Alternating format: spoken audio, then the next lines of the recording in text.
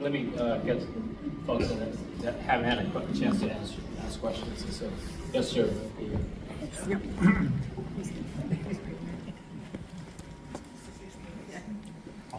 Yes, I met you about 12 years ago when you were knocking door to door, running for the assembly, and thank you very much for all your years of service in the assembly. Thanks, sir. My question has to do with education, and we have been reading about the federal government, Department of Education, pressuring our state universities to essentially restrict free speech at the universities. I know you're interested in education, sir, and my question is, how is the state going to support our universities, both public and private universities? It's I think, a terrible infringement on the right of free speech at our universities, and very dangerous. Yeah.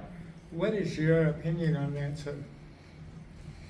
You know, I've taken a strong position. I was quoted in the LA Times last week, but I absolutely condemn, the Trump administration's attempt to try to suppress free speech, suppress academic freedom in exchange for getting favorable treatment for the federal funding. I just talked earlier about how that federal funding is so critical, for our economy.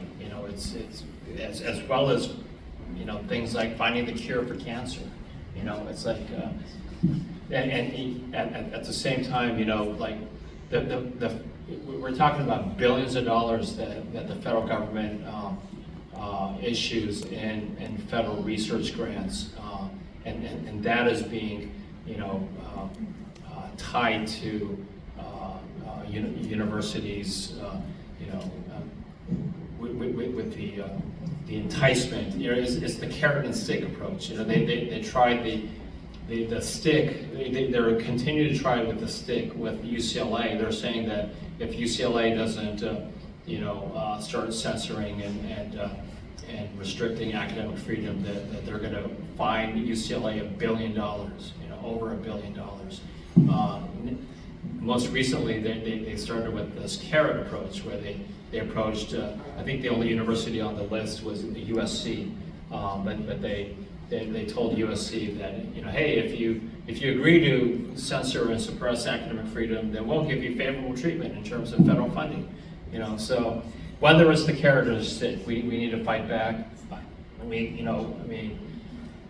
Academic freedom is a core value and core principle of our universities. It's what makes our universities, the world's greatest, and we can't compromise that. That's it.